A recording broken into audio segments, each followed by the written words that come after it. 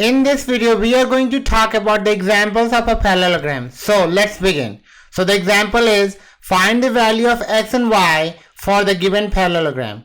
As you can see, ABCD is my parallelogram where diagonals of the parallelogram are given as AC and BD, and we know that the diagonals of the parallelogram bisect each other. So basically, as we can see, AC is my first diagonal and BD is my second diagonal, and the point of intersection of these two diagonals is this point. So I'm going to write that point as point P. So I will write diagonal AP is congruent to PC and they bisect, so we can write this one as x plus 2 is equal to 10.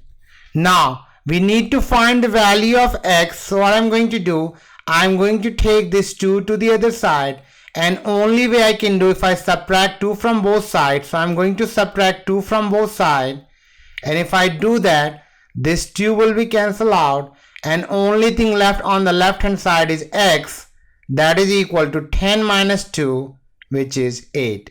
So the value of x is 8. P is also the midpoint of diagonal BD, so we can write BP is congruent to DP.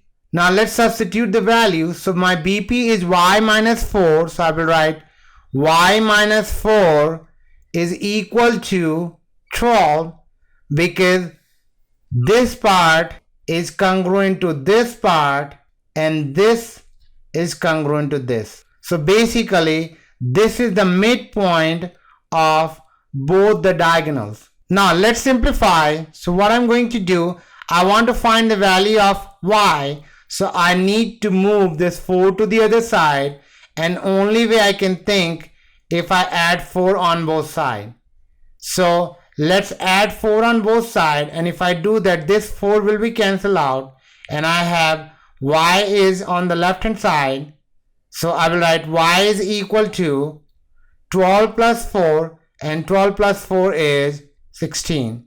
So the value of y is 16.